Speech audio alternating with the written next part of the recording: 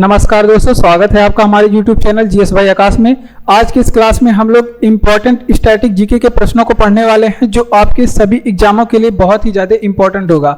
और ये सारे प्रश्न किसी न किसी एग्जाम में पूछे गए हैं, तो ये सारे प्रश्न आने वाले एग्जाम के लिए भी बहुत ज़्यादा इम्पॉर्टेंट है। चलिए हम लोग अपने क्लास को शुरू करते हैं। लगातार आप क्लास में बने रहते हैं तो ये सभी प्रश्न आपको याद भी हो जाएंगे और इन प्रश्नों से भी संबंधित जितने इम्पोर्टेंट प्रश्न पूछे जाएंगे एग्जाम में जो बनेंगे वो सभी आपको बताए जाएंगे। तो चलिए हम लोग अपने क्लास को शुरू करते हैं। तो देखिए सबसे पहला ये हमारा 35 नंबर का क्लास है। बाकी एक से लेकर के जो 34 नंबर का क्लास है सब यूट्यूब चैनल जीएस भाई आकाश पे अपलोड है।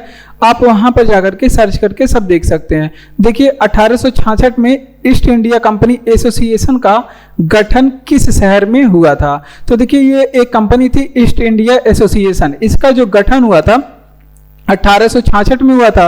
और कहाँ पे गठन हुआ था? लंदन में। और ये भी पूछा जाता है कि इसका गठन किसने किया। अगर आपसे पूछे कि इसका गठन किसने किया था तो आप लोग क्या बताएंगे कि इसका गठन दादा भाई नौरोजी ने किया था। किसने? दादा भाई नौरोजी ने इसका गठन किया था। ठीक, ये बातें आप लोग ध्यान रखेंगे।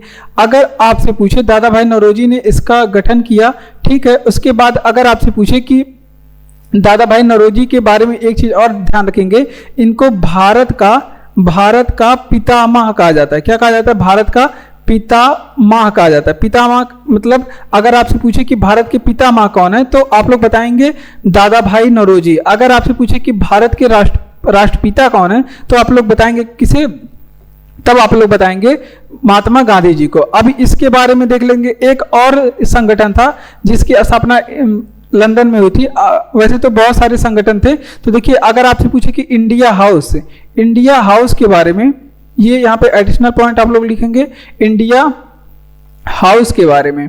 तो अगर आपसे पूछे कि इंडिया हाउस की स्थापना कब हुई थी तो 1905 में। अगर आपसे पूछे कि इसकी स्थापना कहाँ पे हुई थी तो आप लोग बताएंगे कहाँ पे? लंदन में। अगर आपसे पूछे कि इंडिया हाउस की स्थापना किसने किया था तो ये आप लोग ध्यान रखेंगे श्यामा कृष्ण वर्मा ने किया था। किसने? श्यामा कृष्ण वर्मा ने किया था। तो ये सारी बातें जो आपकी आधुनिक इतिहास से थी और जो आपके लिए बहुत ही ज़्यादा इंपॉर्टेंट है वो हमने बताया। देखिए 1866 में ईस्ट इंडिया एसोसिएशन का गठन किस शहर में हुआ तो आप लोग बताएंगे लंदन में। लंदन कहाँ पे है? ब्रिटेन में। उसके बाद किसने किया तो बताएंगे दादा भाई नौरोजी ने किया था।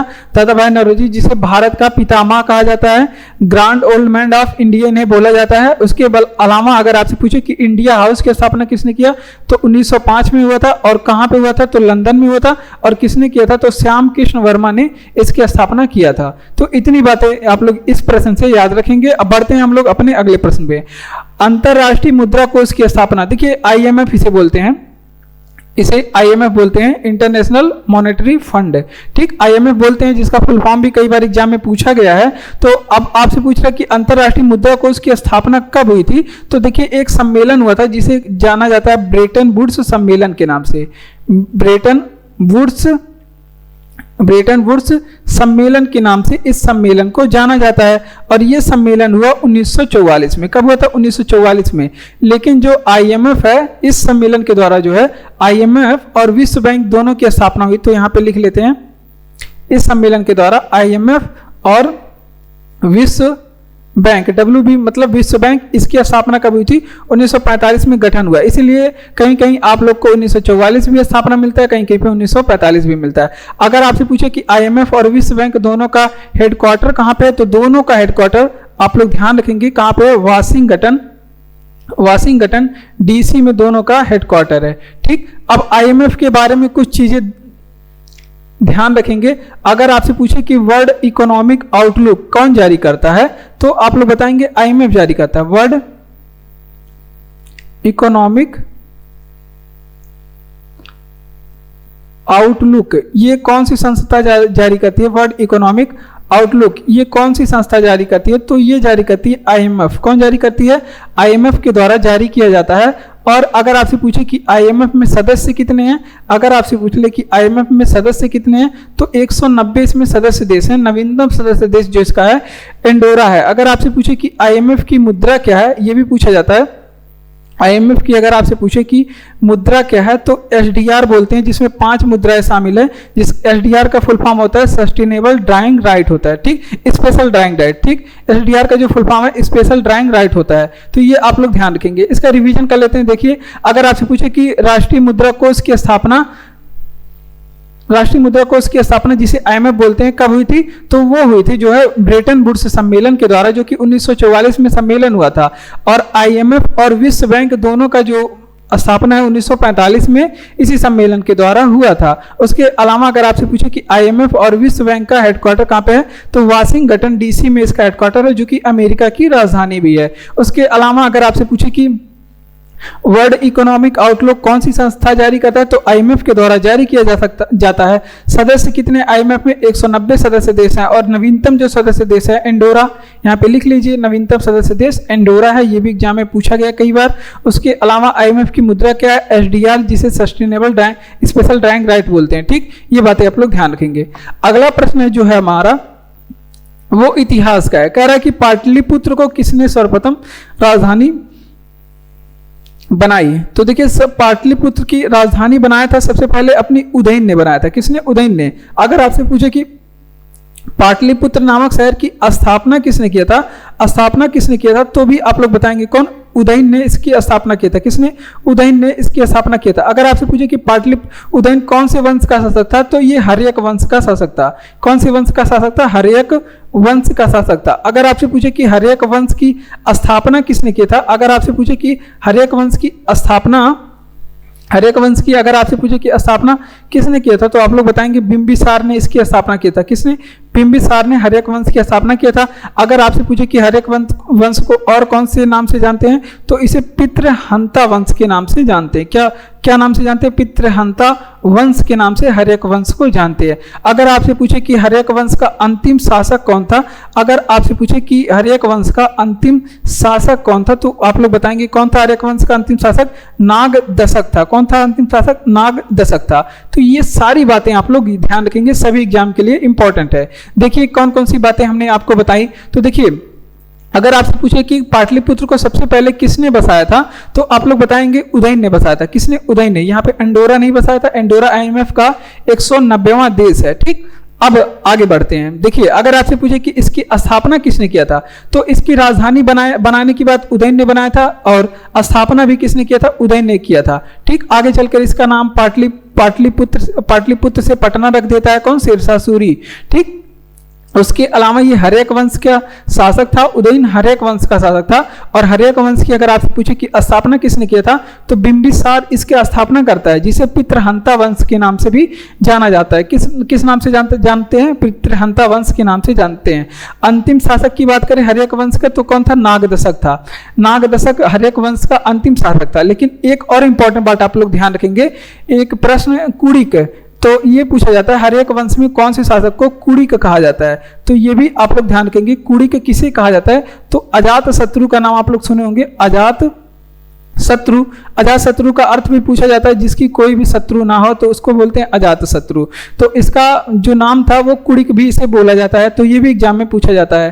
तो ये हमारा क्लास अगर आपको अच्छा लग रहा हो तो क्लास को लाइक कर दीजिए, चैनल को सब्सक्राइब करके हमारे साथ जुड़ जाइए इसी तरह के रोज एक क्लास पाने के लिए, और अपने तैयारी को, जीएस की तैयारी को मजबूती से आगे बढ़ाने के लिए, ठीक। तो बढ़ते हम लोग अपने अगले प्रश्न पे।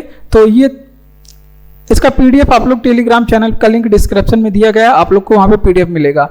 अगला प्रश्न है कि पाल घाट किस पहाड़ी के मध्य में स्थित है, तो जो पाल घाट दर्रा है वो नीलगिरी और अन्नामलाई पहाड़ी के बीच में स्थित है। अभी पाल घाट के बारे में, जो भी थाल घाट, भोर घाट, पाल घाट, सबके बारे में बात करने वाले हैं। तो देखिए, पाल घाट जो पहाड़ी है किस पहाड़ियों के मध्य में स्थित है, तो ये आप लोग ध्यान रखेंगे, नीलगिरी एंड अन्नामलाई पहाड़ियों के बीच में स्थित है। अन्नामलाई पहाड़ी के बीच में स्थित है, ठीक। ये एक पॉइंट आप लोग याद रखेंगे। अब पाल घाट दर्रे के बारे में बात कर लेते हैं। ये कहां से कहां तक जाता है पाल घाट, तो ये केरल से लेकर के तमिलनाडु के बीच में है। तमिलनाडु को, या फिर आप ऐसे कह सकते हैं कि केरल को तमिलनाडु से जोड़ता है, या फिर केरल से तमिलनाडु आने जाने का रास्ता पाल घाट दर्रे से होकर जाता है, ठीक। अब आपको अगर आपसे पूछे कि यहाँ पे 2 दर्रे, और अगर आपसे पूछे कि भोर घाट दर्रा भोर घाट दर्रा ये कहाँ से कहाँ तक जाता है? तो ये आप लोग ध्यान रखेंगे मुंबई से जाता है थाने। कहाँ से जाता है? मुंबई से पुणे जाता है। ठीक, मुंबई से पुणे जाता है। फिर अगर आपसे पूछे कि एक भोर घाट हो गया और एक हो गया आपका थाल घाट दर्रा, थाल घाट दर्रा। तो ये अगर आपसे पूछे कि थाल घाट दर्रा कहाँ से है, तो ये मुंबई से नासिक जाता है। मुंबई से कहाँ तक जाता है? मुंबई से नासिक जाने का रास्ता थाल घाट दर्रे से होके जाता है। तो ये पूरी बातें आप लोग यहाँ पे ध्यान रखेंगे। ठीक, तो इसका रिवीजन कर लेते हैं। देखिए ये जो थाल घाट दर्रा पाल घाट दर्रा दोनों अगर आपसे पूछे किस राज्य में, तो दोनों महाराष्ट्र राज्य में, सीधे आप जवाब देंगे। तो देखिए थाल घाट दर्रा किस पहाड़ियों के मध्य में स्थित है? तो ये नीलगिरी और अन्नामलाई पहाड़ियों के बीच में स्थित है। किसके बीच में? नीलगिरी और अन्नामलाई पहाड़ियों के बीच में स्थित है।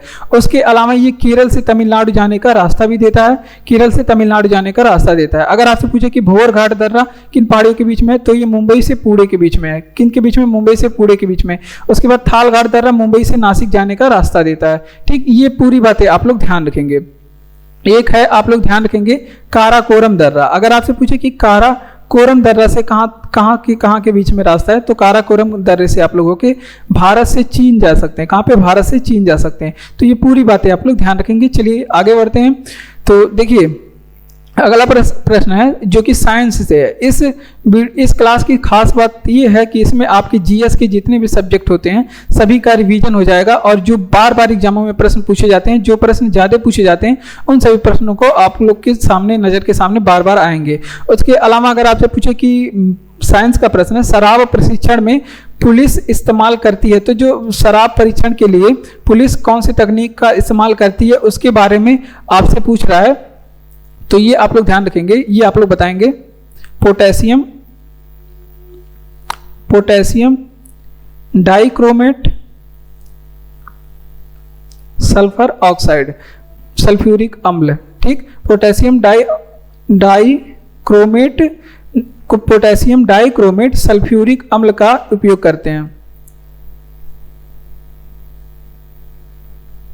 सल्फ्यूरिक अम्ल का उपयोग किया जाता है जो शराबी लोग शराब पी करके गाड़ी चलाते हैं उनके प्रशिक्षण में, कि हाँ ये आदमी शराब पिया है कि नहीं पिया है। ठीक, ये ड्रिंक किया है कि नहीं किया है। तो देखिए अब शराब परीक्षण के लिए पुलिस कौन सा पोटेशियम डाइक्रोमेट सल्फ्यूरिक अम्ल का इस्तेमाल करती है। ठीक, इसका इस्तेमाल करती है। ठीक, अब जो ये पोटेशियम डाइक्रोमेट सल्फ्यूरिक अम्ल क्या होता है? ये नारंगी रंग का होता है। किस रंग का? नारंगी रंग का। ठीक, ये नारंगी रंग से कौन से रंग हो जाता है? नारंगी से ये हो जाता है हरा रंग। तो इससे पता चलता है कि जो उसमें जो आदमी है वो शराब पिया है या फिर नहीं पिया है। तो ये नारंगी रंग से हरा रंग हो जाता है। ठीक, अब बात करते हैं अपने अगले प्रश्न की ओर। अगर यहाँ पे आपसे कुछ प्रश्न पूछे जाएं, जैसे अगर आपसे पूछे कि सिल्वर नाइट्रेट का प्रयोग कहाँ पे करते हैं, तो जो सिल्वर नाइट्रेट है इसका प्रयोग जो है आप जब वोट डालने जाते होंगे तो आपकी उंगली पे लगाया जाता है। तो सिल्वर नाइट्रेट का जो प्रयोग है वो उंगली पे लगाने में किया जाता है। उंगली पर लगाने में किया जाता है। ठीक, ये आप लोग ध्यान रखेंगे। जब आप वोट डालने जाते हैं तो वो सिल्वर नाइट्रेट रहता है जो आपकी उंगली पे यहाँ पे लगाया जाता है। उसके अलावा अगर आपसे पूछे कि सिल्वर आयोडाइड का प्रयोग कहाँ पे किया जाता है, सिल्वर आयोडाइड का प्रयोग आप लोग सुने होंगे जरूर। तो सिल्वर आयोडाइड का प्रयोग जो है ये कृत्रिम वर्षा में किया जाता है। कहाँ पे? कृत्रिम वर्षा कराने के लिए प्रयोग किया जाता है। और एक आप सिल्वर ब्रोमाइड अगर आपसे पूछ ले कि इसका प्रयोग कहाँ पे किया जाता है, सिल्वर ब्रोमाइड का प्रयोग अगर आपसे पूछ ले कि कहाँ पे किया जाता है, तो सिल्वर ब्रोमाइड का जो प्रयोग है वो फोटोग्राफी में किया जाता था। पहले फोटोग्राफी में इसका प्रयोग किया जाता है। तो ये सभी बातें आप लोग ध्यान रखेंगे। चलिए इसका रिवीजन कर लेते हैं। जैसे देखिए अगर आपसे पूछे कि शराब परीक्षण में पुलिस इस्तेमाल करती है तो पोटेशियम डाइक्रोमेट सल्फ्यूरिक अम्ल का उपयोग करती है, जो कि नारंगी रंग को कौन से रंग में बदल देता है? नारंगी रंग का होता है और हरा रंग में हो जाता है। सिल्वर नाइट्रेट उंगली पे लगाने में पुलिस प्रयोग वोट डालते समय प्रयोग किया जाता है। और सिल्वर आयोडाइड जो है कृत्रिम वर्षा कराने में प्रयोग किया जाता है। उसके अलावा सिल्वर ब्रोमाइड जो है ये फोटोग्राफी में प्रयोग किया जाता है। हर्षचरित किसके द्वारा लिखी गई है? तो देखिए इंपॉर्टेंट प्रश्न है और साइंस का प्रश्न है। पुस्तकों के बारे में जो प्राचीन काल की पुस्तकें हैं उसके बारे में पूछा जाता है। हर्षचरित किसके द्वारा लिखी गई है? तो ये बाणभट्ट के द्वारा लिखी गई है। किसके द्वारा? बाणभट्ट के द्वारा हर्षचरित लिखी गई है। तो हर्षचरित। अब इसके अलावा अगर आपसे पूछे कि कादम्बरी किसके द्वारा लिखी गई है? कादम्बरी किसके द्वारा लिखी गई है? और एक पार्वती परिणय है। पार्वती परिणय है। पार्वती परिणय, ये दोनों रचनाएं भी किसकी है? बाणभट्ट की है। अगर आपसे पूछे कि बाणभट्ट किसके दरबार में रहते थे, अगर आपसे पूछे कि बाणभट्ट किसके दरबार में रहते थे, तो ये रहते थे हर्षवर्धन के दरबार में। किसके? हर्षवर्धन के दरबार में। ठीक, ये बातें आप लोग ध्यान रखेंगे, इतनी बातें आप लोग ध्यान रखेंगे। ठीक, अब अगर कुछ बातें करें पुराणों के बारे में, तो अगर आपसे पूछे कि सबसे प्राचीन पुराण कौन सा है, सबसे प्राचीन पुराण के बारे में अगर आपसे पूछे कि कौन सा है, तो आप लोग बताएंगे। अगर सबसे प्राचीन पुराण आपसे पूछे तो मत्स्य पुराण है। कौन सा पुराण सबसे प्राचीन है? मत्स्य पुराण। अगर आपसे पूछे कि सबसे महत्वपूर्ण पुराण कौन सा है, महत्वपूर्ण का मतलब जो सबसे ज्यादा इंपॉर्टेंट है, सबसे महत्वपूर्ण पुराण कौन सा है, सबसे महत्वपूर्ण पुराण कौन सा है, तो आप लोग बताएंगे कौन सा पुराण? भगवत पुराण। ठीक, तो ये सारी बातें आप लोग ध्यान रखेंगे, इन पुराणों के बारे में भी आप लोग ध्यान रखेंगे। चलिए इसका रिवीजन करते हैं। देखिए, हर्षचरित किसके द्वारा लिखी गई है? तो हर्षचरित बाणभट्ट के द्वारा लिखी गई है। इसके अलावा कादम्बरी किसकी रचना है? तो भी बाणभट्ट की रचना है। इसके अलावा पार्वती परिणय भी किसकी रचना है? तो भी बाणभट्ट की रचना है। बाणभट्ट किसके दरबार में रहते थे? तो ये हर्षवर्धन के दरबार में रहते थे। उसके अलावा कुछ हमने पुराणों के बारे में बताया है, जैसे प्राचीन पुराण कौन सा है? तो सबसे प्राचीन पुराण मत्स्य पुराण है, और सबसे महत्वपूर्ण पुराण जो आपका हो जाएगा वो है आपका भगवती पुराण। अब बढ़ते हैं हम लोग अपने अगले प्रश्न की ओर। तो अगला प्रश्न हमारा क्या कह रहा है? कह रहा है कि किसे आधुनिक भारत का जनक कहा जाता है। तो ये आधुनिक भारत से इंपॉर्टेंट प्रश्न है। इंपॉर्टेंट प्रश्न आधुनिक भारत से किसे आधुनिक भारत का जनक कहा जाता है? तो राजा राम मोहन राय को आप लोग सुने होंगे। राजा राम मोहन राय का नाम आप लोग सुने होंगे। तो राजा राम मोहन राय को क्या कहा जाता है? आधुनिक भारत का जनक कहा जाता है। राजा राम मोहन राय को क्या कहा जाता है? आधुनिक भारत का जनक कहा जाता है। या फिर इन्हें प्रातःकालीन तारा भी कहा जाता है। प्रातःकालीन तारा किसे कहा जाता है? राजा राम मोहन राय को। या फिर अगर आपसे पूछे कि पुनर्जागरण के अग्रदूत किसे कहा जाता है? पुनर्जागरण के अग्रदूत किसे कहा जाता है? तो भी आपके किसे कहा जाता है? पुनर्जागरण के अग्रदूत किसे कहा जाता है? तो भी आपके राजा राम मोहन राय को कहा जाता है। तो ये पूरी बातें यहाँ पे आप लोग राजा राम मोहन राय के बारे में याद रखेंगे। अगर आपसे पूछे कि ब्रह्म समाज की स्थापना किसने की? तो ब्रह्म समाज की जो स्थापना है वो भी आपके राजा राम मोहन राय ने किया था। उसके अलावा अगर आपसे पूछे कि आत्मीय सभा की स्थापना किसने की? आत्मीय सभा की स्थापना किसने की? तो भी आपके राजा राम मोहन राय ने की। तो राजा राम मोहन राय के आगे एक राजा लगा हुआ है, राजा शब्द लगा हुआ है। ये आप लोग पूछेंगे कि क्यों लगा हुआ है? तो ये इनकी उपाधि है, इनकी उपाधि है। और इसे किसने दिया था? तो ये भी पूछा जाता है एग्जाम में। तो इसे अकबर सेकंड ने दिया था। किसने दिया था? अकबर सेकंड ने दिया था। तो देखिए हमने क्या बताया आपको, पेन का कलर तो ग्रीन रहना चाहिए। तो देखिए किसे आधुनिक भारत का जनक कहते हैं? तो राजा राम मोहन राय को आधुनिक भारत का जनक कहा जाता है। तो इन्हें प्रातःकालीन तारा भी कहा जाता है, प्रातःकालीन तारा भी कहा जाता है, और पुनर्जागरण के अग्रदूत भी इन्हें कहा जाता है। क्या कहा जाता है? पुनर्जागरण के अग्रदूत। और ब्रह्म समाज की स्थापना किसने किया था? तो राजा राम मोहन राय ने। आत्मीय सभा की स्थापना किसने किया था? तो राजा राम मोहन राय ने। दोनों बातें आप लोग ध्यान रखेंगे। अगला प्रश्न है जो कि इंडियन जियोग्राफी से है, महत्वपूर्ण प्रश्न है।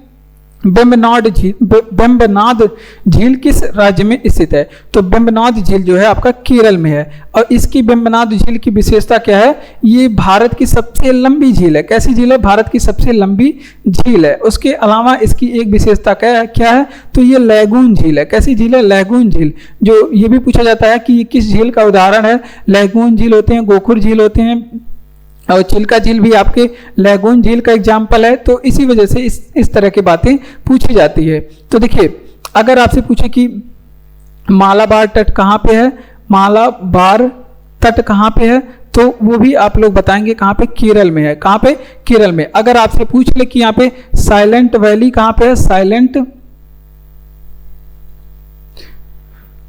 साइलेंट वैली अगर आपसे पूछ ले कहाँ पे है, तो भी आपके कहाँ पे है, केरल में। कहाँ पे? केरल में। ठीक, उसके अलावा अगर आपसे पूछे कि एक हम आपको बताते हैं पारादीप बंदरगाह के बारे में, तो अगर आप लोग नहीं जानते हैं तो यहाँ पे नोट करेंगे कि पारादीप बंदरगाह अगर आपसे पूछे, पारादीप बंदरगाह के बारे में पूछ ले तो ये कहाँ पे है, तो पारादीप बंदरगाह जो है आपका उड़ीसा में। कहाँ पे? उड़ीसा में। तो इतनी बातें आप लोग ध्यान रखेंगे। चलिए इसका रिवीजन करते हैं। देखिए, अगर आपसे पूछे कि वेम्बनाड झील किस राज्य में स्थित है, तो वेम्बनाड झील जो है केरल में। मालाबार तट कहाँ पे है, तो केरल के तट पे मालाबार। और जबकि तमिलनाडु का जो तट है, तमिलनाडु साइड में, उसको क्या कहते हैं, उसको कोरोमंडल कहते हैं। क्या कहते हैं? कोरोमंडल तट कहते हैं। ठीक, ये भी बात आप लोग ध्यान रखेंगे। उसके अलावा साइलेंट वैली नेशनल पार्क या फिर साइलेंट वैली कहाँ पे है, तो भी बताएंगे आप लोग, केरला में है। और वेम्बनाड झील जो है ये सबसे लंबी झील है, इसकी विशेषता है भारत की। और इसकी ये कैसी झील है? लैगून झील है। कैसी झील है? लैगून झील है। और पारादीप बंदरगाह जो है उड़ीसा में स्थित है। कहाँ पे स्थित है? उड़ीसा में स्थित है। अगला प्रश्न है, पुनर्जागरण का केंद्र कहाँ था, तो ये बात है। तो देखिए, पुनर्जागरण का केंद्र आप लोग इटली याद रख सकते हैं, लेकिन अगर आपसे इटली से काम नहीं चलता है तो ये पूछा जाता है कि पुनर्जागरण का केंद्र कहाँ पे था, तो फ्लोरेंस शहर था। फ्लोरेंस शहर जो है ये इटली में था। पहले इटली की राजधानी भी थी, अभी तो इटली की राजधानी क्या है, इटली की राजधानी रोम है। और रोम में क्या है? FAO, जिसे फूड एंड एग्रीकल्चरल ऑर्गेनाइजेशन का हेडक्वार्टर है। क्या है? रोम में फूड एंड एग्रीकल्चरल ऑर्गेनाइजेशन का हेडक्वार्टर है। इतनी बातें आप लोग जान चुके हैं। फ्लोरेंस शहर। अगर आपसे पूछे कि पुनर्जागरण का अर्थ क्या होता है, अगर आपसे पूछे कि पुनर्जागरण का आखिर अर्थ क्या होता है, तो पुनर्जागरण का अर्थ होता है पुनर्जन्म। क्या होता है? पुनर्जागरण का अर्थ क्या होता है? पुनर्जन्म होता है पुनर्जागरण का अर्थ। अगर आपसे पूछे कि पुनर्जागरण के अग्रदूत कौन है, पुनर्जागरण के अग्रदूत कौन है, तो आप लोग बताएंगे एक राइटर है, दार्शनिक है, दांते, जिनका नाम है दांते पुनर्जागरण के अग्रदूत कहे जाते हैं। और इनकी एक रचना है जो कि एग्जाम में बहुत पूछी जाती है। अगर आपसे पूछे कि डिवाइन कॉमेडी किसकी रचना है, डिवाइन कॉमेडी किसकी रचना है, तो वो आपकी किसकी रचना है? दांते की रचना है। तो मुझे यकीन है कि आप लोग इतनी चीजें समझ चुके होंगे। और इटली में एक ज्वालामुखी है जिसे कहते हैं एटना ज्वालामुखी। एटना ज्वालामुखी, ये पूछा जाता है कि कहाँ पे है, तो ये आप लोग ध्यान रखेंगे, इटली में है। चलिए इसका रिवीजन करते हैं। पुनर्जागरण का केंद्र कहाँ था, तो देखिए पुनर्जागरण का जो केंद्र था वो फ्लोरेंस शहर इटली में था। अगर आपसे पूछे कि पुनर्जागरण के जन्म मतलब क्या अर्थ है, तो इसका अर्थ है कि पुनर्जन्म। और पुनर्जागरण के अग्रदूत किसे माना जाता है, तो दांते को पुनर्जागरण का अग्रदूत माना जाता है। और इनकी रचना क्या है? डिवाइन कॉमेडी इनकी रचना है। क्या रचना है? डिवाइन कॉमेडी, जो कि 1000 बार एग्जाम में पूछा गया है। अगर आपसे पूछे कि इटली भी आप लोग बता सकते हैं। अगर ऑप्शन में इटली है तो इटली मारेंगे, नहीं तो इटली का एक शहर है जिसे फ्लोरेंस कहा जाता है, वो पुनर्जागरण का केंद्र है। ठीक, अगला बात है कि एटना ज्वालामुखी कहाँ पे है? इटली में। ठीक, अगर आपसे पूछे कि इटली की राजधानी क्या है, तो इटली की जो राजधानी है रोम है। और FAO मतलब फूड एंड एग्रीकल्चरल ऑर्गेनाइजेशन, इसका जो हेडक्वार्टर है वो रोम में ही है।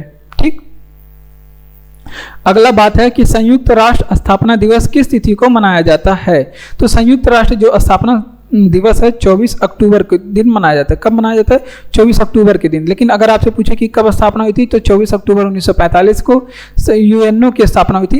इन्हें शॉर्ट फॉर्म में UNO भी बोला जाता है या फिर UN बोला जाता है, कि यूनाइटेड नेशन या फिर संयुक्त संघ भी बोला जाता है। ठीक, अब आगे बात करते हैं। अब अगर आपसे पूछे कि UNO के अध्यक्ष कौन है, ज़्यादा बात हम लोग UNO के बारे में नहीं, दिवस के बारे में करने वाले हैं, तो ये आप लोग ध्यान रखेंगे। इसके अध्यक्ष हैं एंटोनियो गुटारेस। पहले अध्यक्ष कौन थे, तो वो थे आपके पहले अध्यक्ष, इसके कौन थे?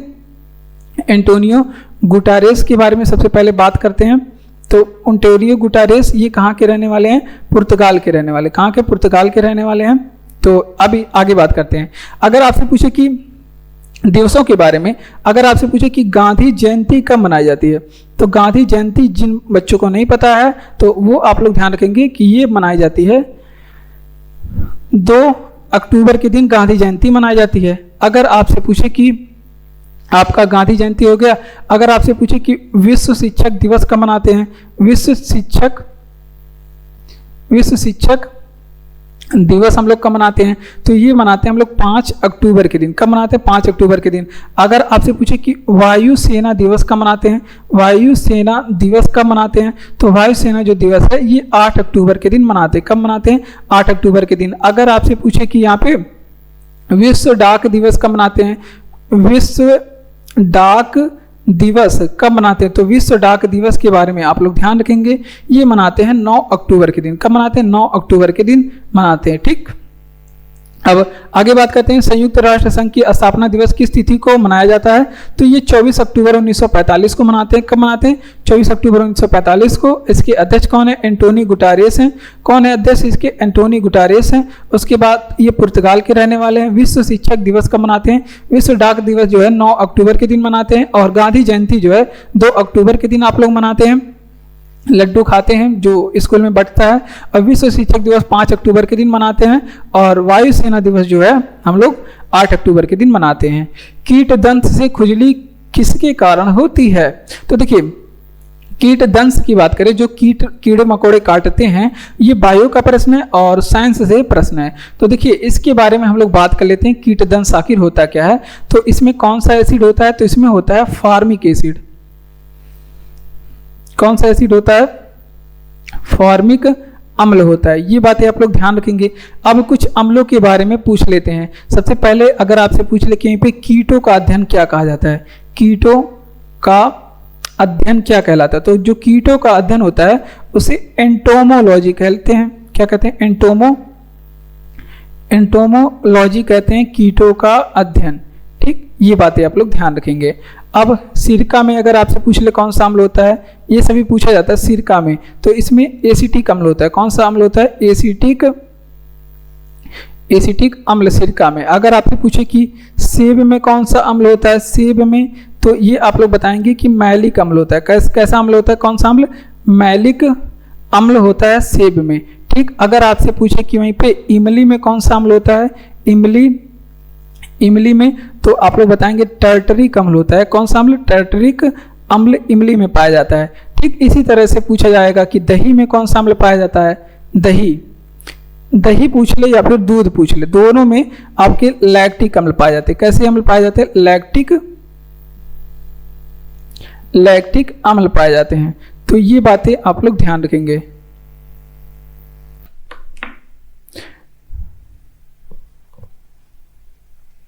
तो चलिए इसका रिवीजन करते हैं। तो देखिए अगर आपसे पूछे कि कीट दंश से खुजली के कारण किस कारण से होती है, किसके कारण से, तो फॉर्मिक अम्ल इसमें कीट दंश में पाया जाता है, इसकी वजह से खुजली होती है। कीटों का अध्ययन क्या कहलाता है, तो एंटोमोलॉजी कहलाता है, कीटों का अध्ययन। उसके अलावा सिरके में कौन सा अम्ल होता है, तो एसिटिक अम्ल होता है सिरके में। सेब में कौन सा अम्ल होता है, तो मैलिक अम्ल होता है। सेब में कैसा अम्ल होता है, मैलिक अम्ल। इमली में कैसा अम्ल होता है, तो इसमें टर्टरिक अम्ल होता है। और दही में कौन सा अम्ल होता है, तो इसमें लैक्टिक अम्ल होता है। दही में कौन सा अम्ल होता है, लैक्टिक अम्ल होता है।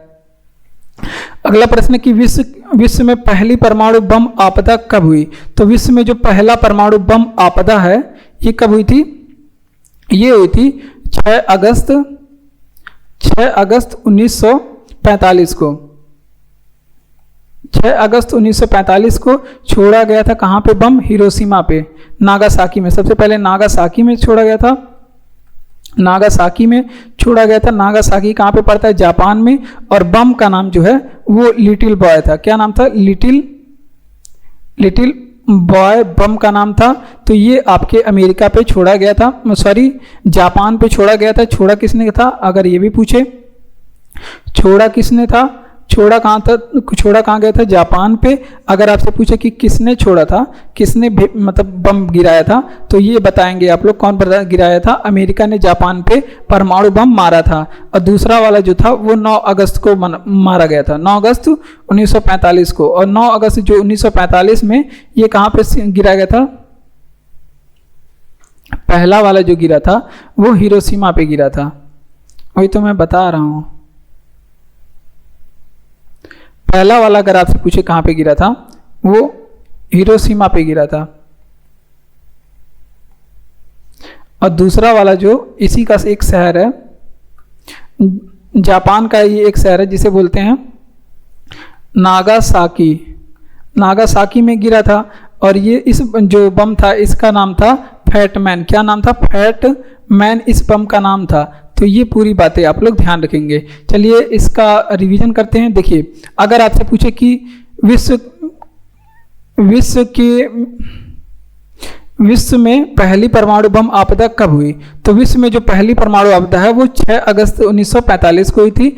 अब इस दिन अमेरिका ने जापान के हिरोशिमा पे लिटिल बॉय नामक बम गिराया था, और ये भी एग्जाम में पूछा जाता है। और दूसरी बार फिर जाकर के 9 अगस्त 1945 को गिराया, ये अमेरिका ने गिराया था, और जापान के नागासाकी में गिराया था, और इस वाले बम का नाम था फैटमैन। ठीक, छोड़ा किसने था, जापान ने, और गिराया मतलब कहाँ पे, तो किसने गिराया था, तो छोड़ा गया था जापान पे, और किसने गिराया था, तो अमेरिका ने। बढ़ते हैं अपने अगले प्रश्न की ओर।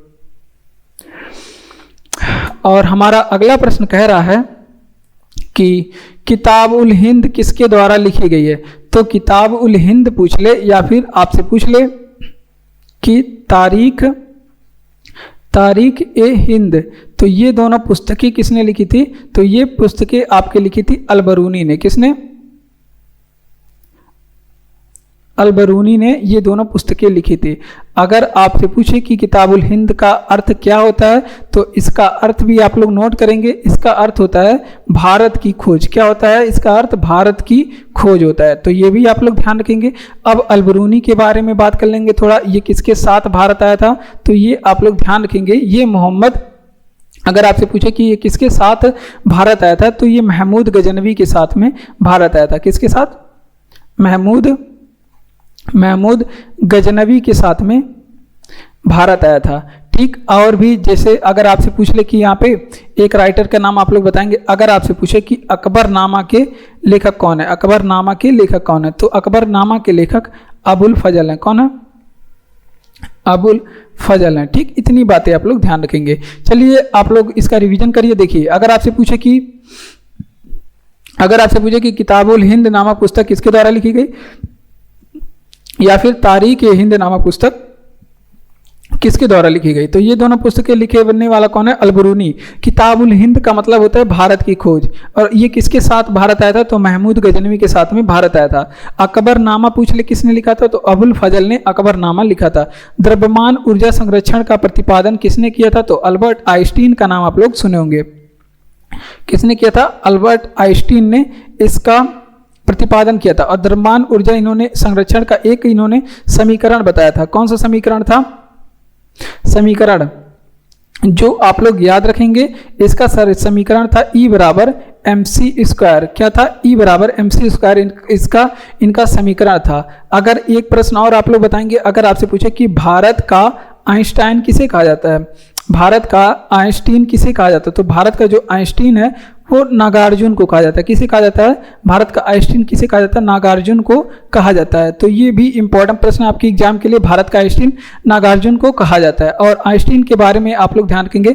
अगर आपसे पूछे कि प्रकाश का फोटॉन सिद्धांत किसने दिया था, प्रकाश का फोटॉन सिद्धांत किसने दिया था, तो प्रकाश का फोटॉन सिद्धांत देने वाले भी आपके कौन हैं, तो ये भी आपके देने वाले कौन हैं, आपके आइंस्टीन ही हैं। तो इतनी बातें आप लोग ध्यान रखेंगे। देखिए द्रव्यमान ऊर्जा संरक्षण का प्रतिपादन किसने किया, द्रव्यमान ऊर्जा संरक्षण का प्रतिपादन आइंस्टीन ने किया। और इसका समीकरण क्या है, E बराबर mc²। भारत के आइंस्टीन किसे कहा जाता है, तो नागार्जुन को भारत का आइंस्टीन कहा जाता है। प्रकाश का फोटॉन सिद्धांत देने वाले कौन है, तो वो भी आपके आइंस्टीन है, जिन्होंने प्रकाश का फोटॉन सिद्धांत दिया। नीति आयोग के उपाध्यक्ष कौन है, बहुत बार एग्जाम में पूछा गया है कि नीति आयोग की स्थापना कब हुई थी, उपाध्यक्ष कौन है, इसके अध्यक्ष कौन है, और इनके जो है CEO कौन है। तो देखिए नीति आयोग के उपाध्यक्ष के बारे में पूछेगा, तो आप लोग बताएंगे कौन है, सुमन बेरी। कौन है, सुमन बेरी नीति आयोग के उपाध्यक्ष हैं। ठीक, अगर आपसे पूछे कि पहले उपाध्यक्ष कौन है नीति आयोग के पहले उपाध्यक्ष कौन है, तो ये आप लोग ध्यान रखेंगे। तो ये वर्तमान समय अगर पहले उपाध्यक्ष पूछे तो अरविंद पनघड़िया है। कौन, अरविंद पनघड़िया बने थे।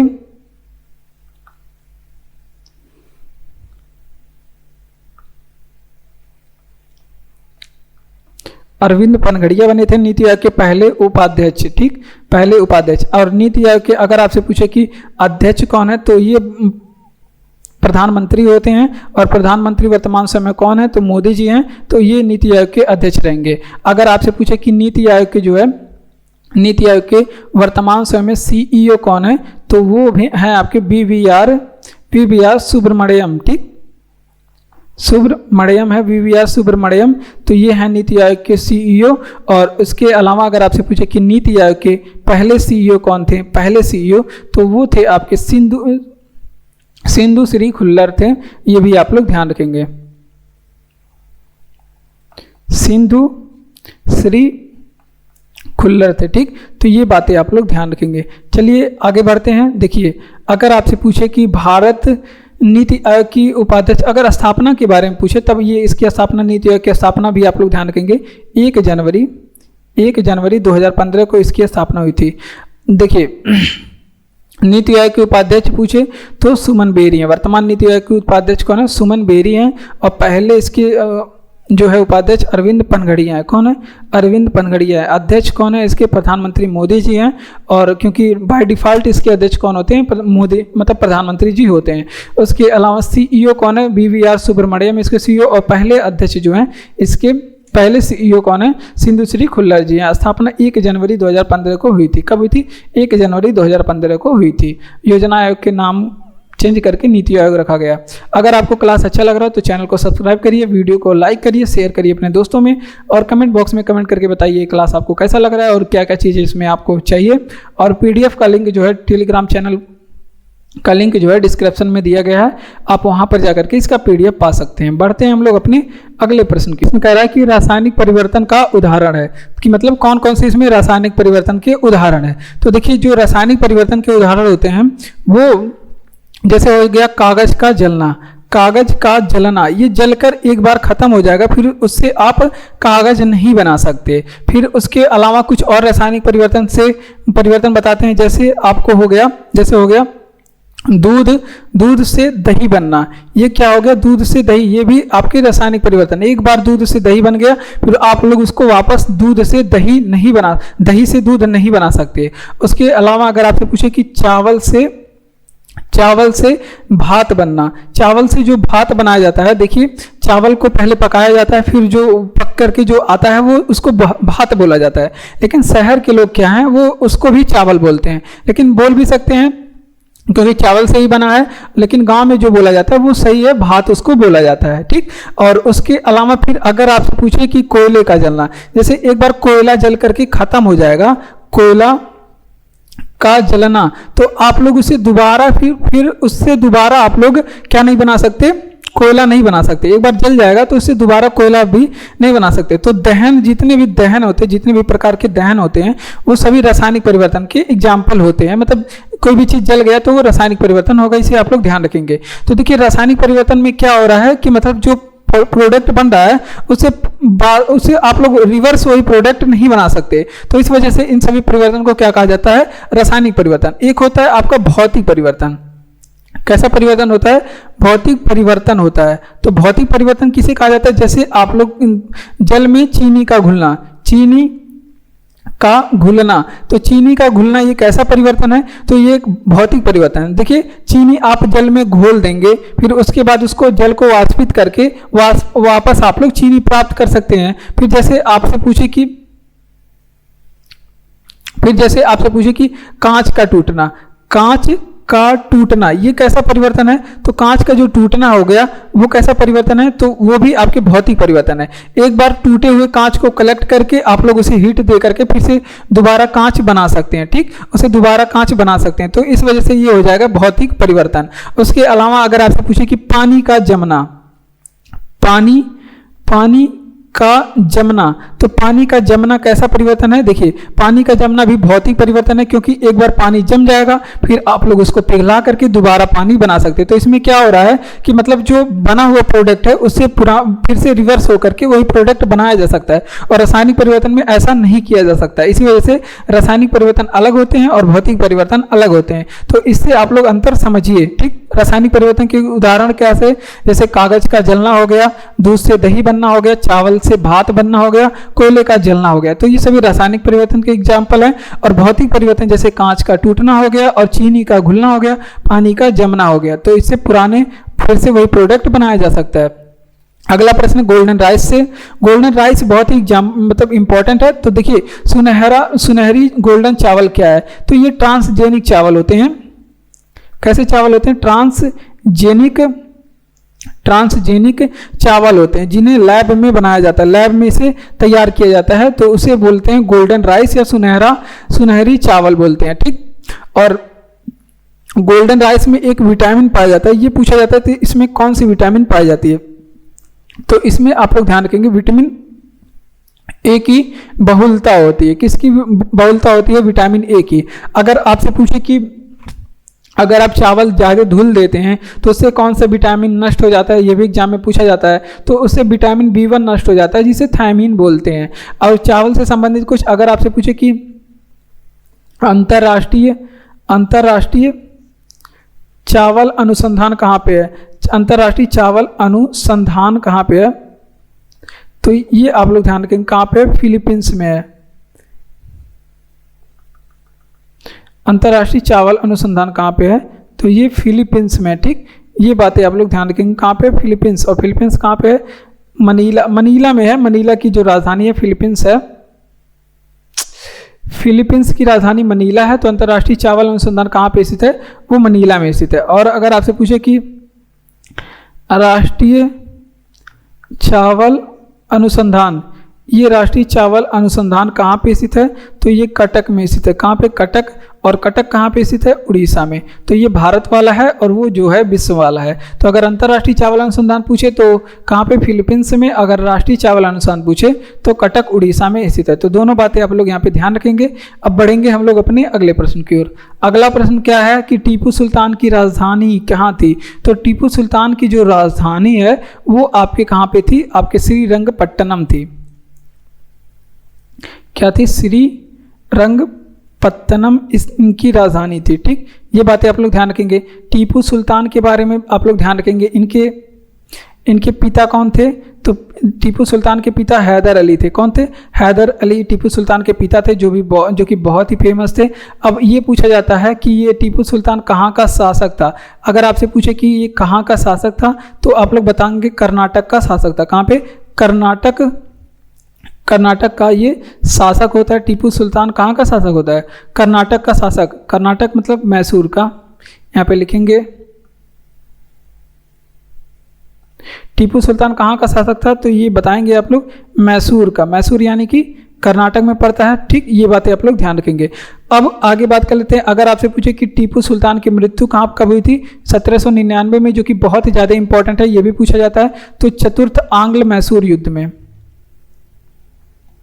चतुर्थ आंग्ल मैसूर का युद्ध था, ये भी एग्जाम में पूछा गया है। तो चतुर्थ आंग्ल मैसूर युद्ध ये हुआ था 1799 में। इसमें टीपू सुल्तान की मृत्यु हो गई थी। और इस समय जो 1799 में जो शासनकाल था वो वेलेजली का था। किसका था? वेलेजली का शासनकाल था। तो ये पूरी बातें यहाँ पे आप लोग ध्यान रखेंगे। तो इसका रिवीजन पहले कर लेते हैं। जैसे अगर आपसे पूछे कि टीपू सुल्तान की राजधानी कहाँ थी, तो श्रीरंगपट्टनम में टीपू सुल्तान की राजधानी थी। और इनके पिता का नाम हैदर अली था। शासक कहाँ थे? ये मैसूर के शासक थे, कर्नाटक में पड़ता है। उसके अलावा मृत्यु कब हुई थी, तो चतुर्थ आंग्ल मैसूर के युद्ध के दौरान 1799 में टीपू सुल्तान की मृत्यु हो जाती है। और वेलेजली जो था इस समय शासनकाल में था। ठीक, अब बात करते हैं अपने अगले प्रश्न की ओर। अगला प्रश्न है कि चाइना मैन किस खेल में प्रयुक्त होता है, तो जो चाइना मैन है वो क्रिकेट में प्रयुक्त होता है। क्रिकेट में अगर आपसे पूछे कि LBW किस खेल में प्रयुक्त होता है, तो वो भी क्रिकेट में प्रयुक्त होता है। अगर आपसे पूछे कि बुली नामक शब्द किस में प्रयोग होता है, ये कुछ शब्दावलियां हैं, मतलब खेल से संबंधित शब्दावलियां हैं जिसे आप लोग जानते ही होंगे। ये पूछा जाता है एग्जाम में कि कौन सी शब्दावलियां किस खेल में प्रयोग की जाती हैं, तो ये आप लोग ध्यान रखेंगे। तो बुली नामक शब्द जो है वो हॉकी में प्रयोग किया जाता है। किसमें? हॉकी में प्रयोग किया जाता है। और एक बहुत इंपॉर्टेंट है, अगर आपसे पूछे कि बार्डी और ईगल शब्द, बार्डी एंड ईगल नामक शब्द ये किस में प्रयोग किया जाता है, तो ये जो प्रयोग किया जाता है ये गोल्फ में प्रयोग किया जाता है। कहाँ पे? गोल्फ में प्रयोग किया जाता है। अगर आपसे पूछे कि डबल फॉल्ट शब्द, डबल फॉल्ट नामक शब्द किस में प्रयोग किया जाता है, तो ये टेनिस में प्रयोग किया जाता है। किसमें? टेनिस में। अगर आपसे पूछे कि चकर शब्द, ये सभी नए प्रश्न है। चकर नामक शब्द किस में प्रयोग किया जाता है? चकर नामक शब्द जो है वो पोलो में प्रयोग करते हैं। किसमें? पोलो में प्रयोग करते हैं। तो इतनी बातें आप लोग यहाँ पे ध्यान रखेंगे। चलिए, चाइना मैन शब्द किस खेल में प्रयुक्त होता है? तो चाइना मैन शब्द जो है वो क्रिकेट में प्रयोग होता है। LBW शब्द भी क्रिकेट में प्रयोग होता है। उसके अलावा बुली नामक शब्द जो है वो हॉकी में प्रयोग किया जाता है। किसमें? हॉकी में। बर्डी और ईगल नामक शब्द ये गोल्फ में। कैमरा को बंद कर दिया गया है, हो सकता है मैं आप लोग को दिखूँ ना, तो कोई बात नहीं, पढ़ाई करते हैं। अगर आपसे पूछे कि प्रकृति का सबसे कठोरतम पदार्थ कौन है, तो प्रकृति का जो सबसे कठोरतम पदार्थ है हीरा। और ये इसका हीरे को आप लोग अगर आपसे पूछे कि इसका कठोर होने का कारण क्या है, तो इसमें पाई जाती है चतुष्फलकीय संरचना। कैसी संरचना पाई जाती है? चतुष्फलकीय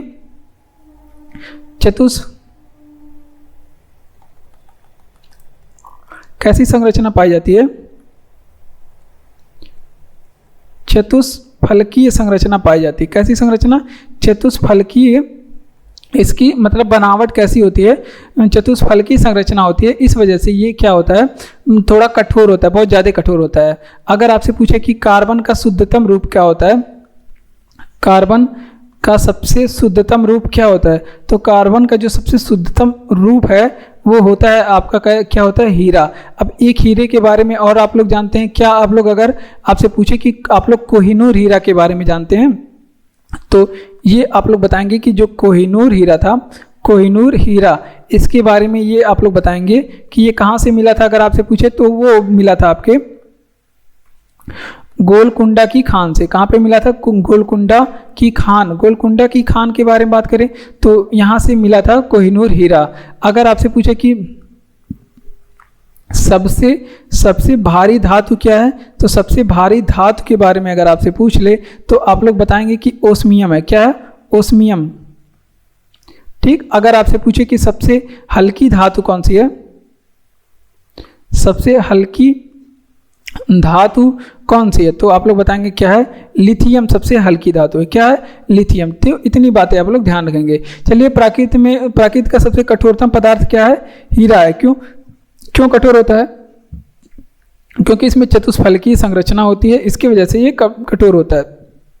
और कार्बन का सबसे शुद्धतम रूप जो होता है हीरा होता है। कोहिनूर हीरा कहाँ से मिला था, तो गोलकुंडा की खान से मिला था। उसके अलावा सबसे भारी धातु जो है ओस्मियम है, सबसे हल्की धातु है लिथियम। डायनामाइट का आविष्कार किसने किया था, तो इसके जो आविष्कार है 1867 में अल्फ्रेड नोबेल ने किया था। किसने? अल्फ्रेड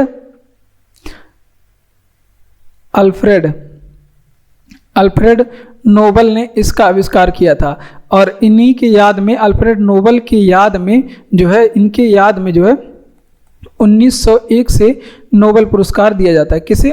कौन सा पुरस्कार? नोबेल पुरस्कार दिया जाता है। ठीक। तो ये बात आप लोग ध्यान रखेंगे। अल्फ्रेड नोबेल अगर आपसे पूछे कहाँ के रहने वाले थे, तो ये स्वीडन के रहने वाले थे। ठीक। ये भी आप लोग बात ध्यान रखेंगे। अगर आपसे पूछे कि अर्थशास्त्र में, तो पहले ये अर्थशास्त्र के क्षेत्र में नहीं दिया जाता था। तो अगर आपसे पूछे कि अर्थशास्त्र में नोबेल कब से दिया जाने लगा, अर्थशास्त्र में नोबेल कब से दिया जाने लगा, तो ये जो दिया जाने लगा 1968 से शुरुआत हुई, अर्थशास्त्र में नोबेल देने की शुरुआत हुई। अगर आपसे पूछे कि 2 बार नोबेल किसे मिला था, 2 बार नोबेल किसे मिला था, तो ये आप लोग ध्यान रखेंगे।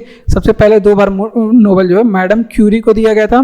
क्यूरी, इन्होंने डायनामाइट के, इन्हें भौतिकी के क्षेत्र में और रसायन के क्षेत्र में, दोनों के क्षेत्र में दिया गया था। डायनामाइट का आविष्कार 1867 में अल्फ्रेड नोबेल ने किया था। स्वीडन के रहने वाले हैं और इनके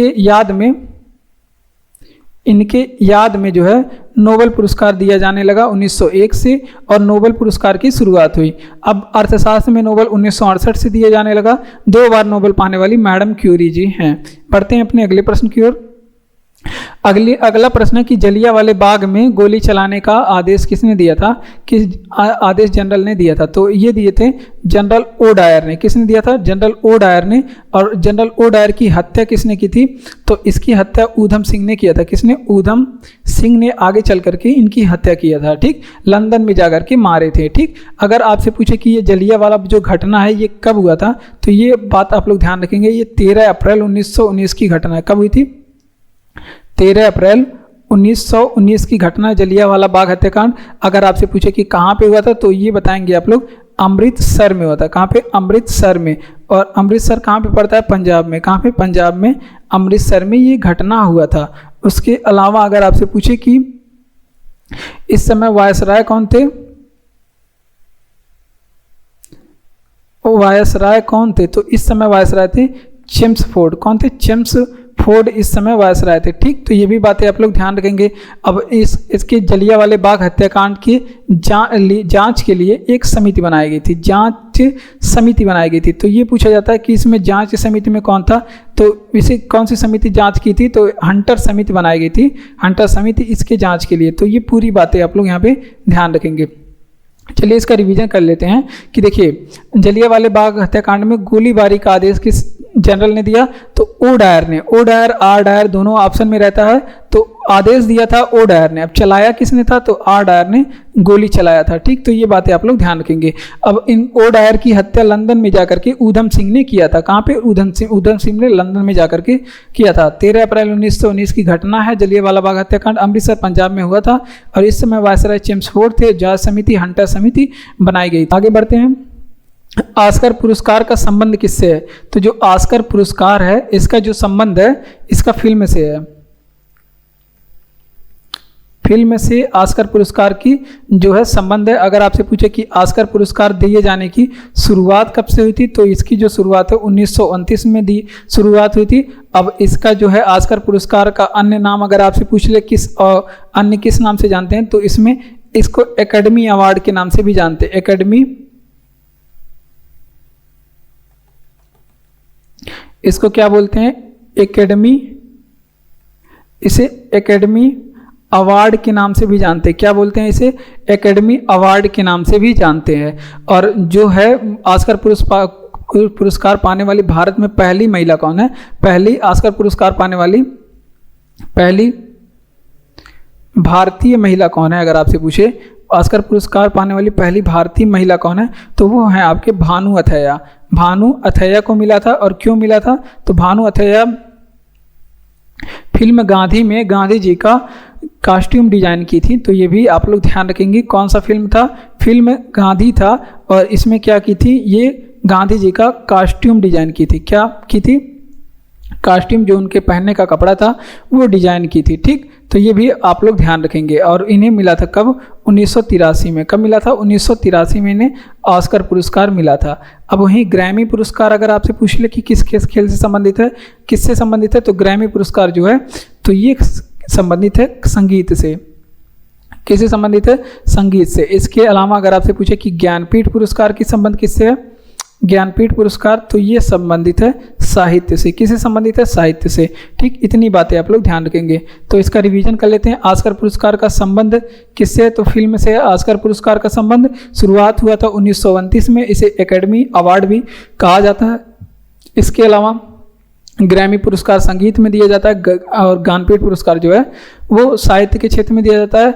और ऑस्कर पुरस्कार पाने वाली पहली भारतीय महिला भानु अथैया थी। फिल्म गांधी के लिए गांधी जी का कॉस्ट्यूम डिजाइन करने के लिए इन्हें दिया गया था। अगला प्रश्न है कि एड्स का पूर्ण विस्तार क्या है? तो एड्स का जो है acquired amino deficiency syndrome. Acquired immuno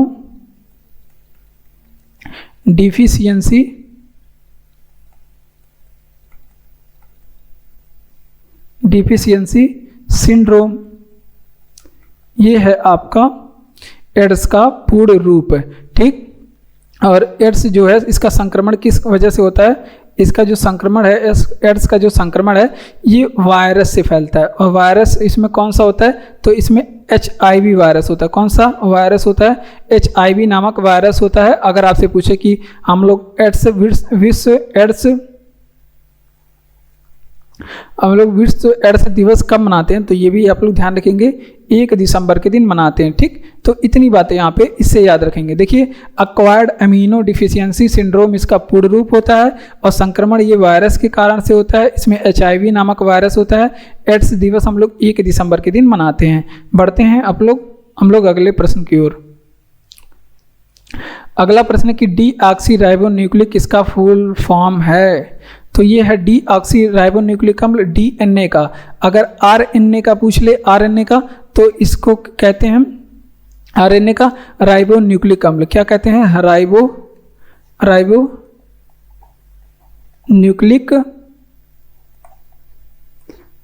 nucleic अम्ल कहते हैं। ठीक, ये बातें आप लोग ध्यान रखेंगे। चलिए इसका रिवीजन करते हैं। डी ऑक्सी राइबो न्यूक्लिक अम्ल किसका पूर्ण रूप है? तो ये DNA का है। RNA का जो पूर्ण रूप है राइबो न्यूक्लिक अम्ल होता है। क्या होता है? राइबो न्यूक्लिक अम्ल। पटना का प्राचीन नाम क्या है? तो पटना का जो प्राचीन नाम है पाटलिपुत्र। क्या है? पाटलिपुत्र। और नाम किसने बदला था? तो ये अभी हमने बताया कि इसका नाम शेरशाह सूरी ने बदला था। किसने बदला था? शेरशाह सूरी ने इसका नाम बदला था। अगर आपसे पूछे कि पटना पाटलिपुत्र का स्थापना किसने किया था, तो आप लोग बताएंगे कि उदयन ने स्थापना किया था। हर्यक वंश का शासक था उदयन ने इसकी स्थापना किया था। ठीक, तो ये सभी बातें आप लोग ध्यान रखेंगे।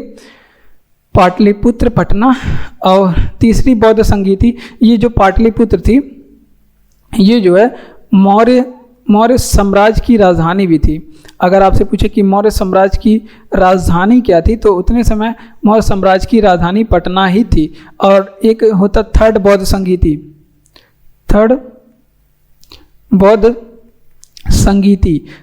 संगीति अगर आपसे पूछे कि कब हुआ, तो ये 225 BC में हुआ था। कब हुआ था? 250 BC में, सॉरी 250 BC में हुआ था। BC का मतलब ईसा पूर्व, 285 ईसा पूर्व हुआ था। और इस समय शासक कौन था? इस समय शासक था अशोक। कौन सा शासक? अशोक शासक था। और इस समय अगर आपसे पूछे कि अशोक का शासन था, तो ये भी बात आप लोग ध्यान रखेंगे। और अगर आपसे पूछे कि ये हुआ कहाँ पे था, स्थान पूछ ले, तो आप लोग बताएंगे पाटलिपुत्र में। कहाँ पे? पाटलिपुत्रा में हुआ था। तो ये पूरी बातें आप लोग यहाँ पे ध्यान रखेंगे। चलिए रिवीजन करते हैं। जैसे अगर आपसे पूछे कि पटना का प्राचीन नाम क्या है? पाटलिपुत्र है पटना का प्राचीन नाम बदल करके इसका नाम किसने बदला था? शेरशाह सूरी ने। स्थापना किसने किया था? उदयन ने स्थापना किया था। शेरशाह सूरी जब स्थापना किया था तो पाटलिपुत्र नाम था, फिर नाम बदल करके पटना इसका किया था शेरशाह सूरी ने। मौर्य साम्राज्य की ये राजधानी भी रह चुकी है। उसके अलावा तीसरी बौद्ध संगीति 250 BC में, ये शासनकाल कहाँ पे था? अशोक का। और ये हुआ कहाँ पे? तो पाटलिपुत्र में। दिल्ली में लाल किला किसने बनवाया था? तो दिल्ली में लाल किला बनवाया था शाहजहां ने। किसने बनवाया था? शाहजहां ने। तो अब शाहजहां के बारे में इसका मूल नाम क्या था? तो खुर्रम इसका मूल नाम था। क्या था? खुर्रम इसका मूल नाम था। ये भी आप लोग ध्यान रखेंगे। अगर आपसे पूछे कि जामा मस्जिद किसने बनवाया था? जामा मस्जिद किसने बनवाया था? तो वो भी शाहजहां ने बनवाया था। और स्थित कहाँ पे है? दिल्ली में। अगर आपसे पूछे कि दीवाने खास किसने बनवाया था? दीवाने खास किसने बनवाया था? तो भी शाहजहां ने बनवाया था। अगर आपसे पूछे कि ताजमहल किसने बनवाया था? ताजमहल किसने बनवाया था? तो भी शाहजहां ने बनाया था। और स्थित कहाँ पे है? आगरा में स्थित है। और किस नदी के किनारे स्थित है? तो वो भी यमुना नदी के किनारे स्थित है।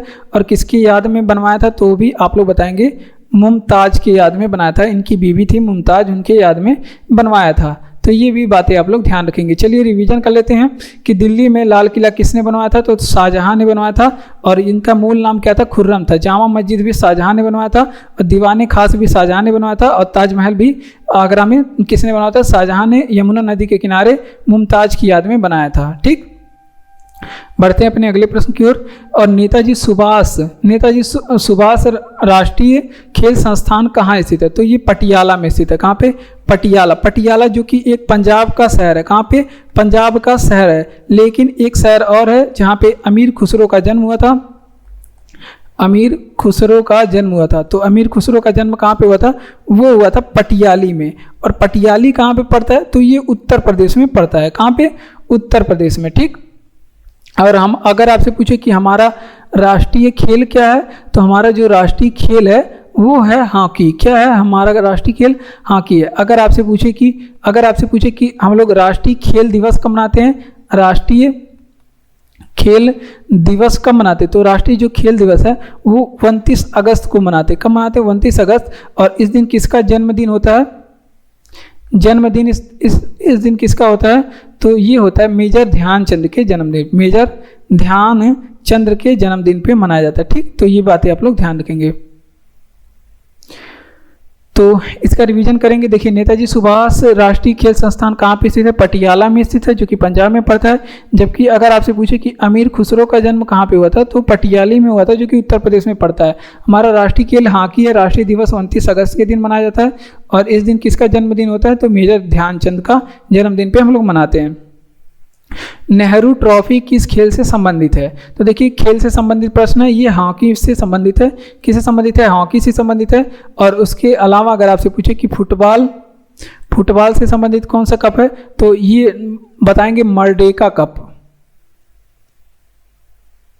मर्केका। तो ये आप लोग बताएंगे मर्डेका कप किससे संबंधित है, तो वो फुटबॉल से संबंधित है। अगर आपसे पूछे कि संतोष ट्रॉफी किससे संबंधित है, संतोष ट्रॉफी किससे संबंधित है, तो भी फुटबॉल से संबंधित है। इसके अलावा आप लोग बताएंगे रोवर्स कप, ये बहुत पूछा जाता है एग्जाम में। रोवर्स कप ये सभी एग्जाम में पूछे जाते हैं, तो वो भी किससे संबंधित है, तो भी फुटबॉल से संबंधित है। अगर आपसे पूछे कि गोल्फ से कौन सा खेल गोल्फ से कौन सा कप संबंधित है, तो ये आप लोग ध्यान रखेंगे Prince of Wales cup, Prince of Wales cup. ये किस खेल से संबंधित है, तो गोल्फ से संबंधित है। ठीक। टेबल टेनिस आप लोग याद रखेंगे, टेबल टेनिस से कौन सा कप संबंधित है, तो ये आप लोग ध्यान रखेंगे रामानुजन कप को जानते हैं, रामानुजन कप। तो ये किससे संबंधित है, तो वो संबंधित है आपका टेबल टेनिस से। चलिए इसका रिवीजन कर लेते हैं कि नेहरू ट्रॉफी किस खेल से संबंधित है, तो वो हॉकी से संबंधित है। और फुटबॉल से संबंधित मर्डेका कप हो गया, संतोष ट्रॉफी हो गया, रोवर्स कप हो गया। ठीक। और गोल्फ से संबंधित Prince of Wales cup, golf से संबंधित टेबल टेनिस से ये आपका रामानुजन कप हो गया, टेबल टेनिस से संबंधित है। अगला प्रश्न कि किसे मद्रास का मोजार्ट कहा जाता है, तो मद्रास का मोजार्ट जो है इंपॉर्टेंट प्रश्न है, ये ए.आर. रहमान को कहा जाता है। किसे? ए.आर. रहमान को मोजार्ट, भारत का रहमान मतलब मद्रास का मोजार्ट कहा जाता है। और ये ए.आर. रहमान कौन है? ये एक संगीतकार है। कौन है?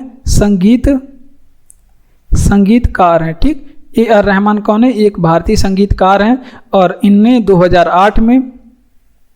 2008 में कौन सा पुरस्कार मिला? ग्रैमी पुरस्कार मिला था। कौन सा पुरस्कार? ग्रैमी पुरस्कार मिला था। ये भी आप लोग ध्यान रखेंगे। तो अगर आपसे पूछे कि किशोर कुमार कौन है, किशोर कुमार, आप लोग गाने तो सुने होंगे किशोर कुमार के, तो वो भी एक भारतीय गायक हैं। कौन है? एक भारतीय गायक। तो इतनी बातें आप लोग ध्यान रखेंगे। चलिए इसका रिवीजन कर लेते हैं कि किसे मद्रास का मोजार्ट कहा जाता है, तो ए.आर. रहमान को, किशोर कुमार ये कौन थे? गायक थे। और ए.आर. रहमान कौन थे? ये भी गायक थे 2008 में, जिन्हें ग्रैमी पुरस्कार मिला। ठीक है, बढ़ते हैं हम लोग अपने अगले प्रश्न की ओर। तो जय हिंद। आज के क्लास में इतना ही। ये था आपका आज का क्लास जिसे हमने करवाया, और उम्मीद है आप लोग को अच्छा लगा होगा, आप लोग को समझ आया होगा। और इसी तरह से आप लोग हमारे क्लास से जुड़ें और चैनल को सब्सक्राइब करें और भी दोस्तों को अपने शेयर करें। धन्यवाद। जय हिंद।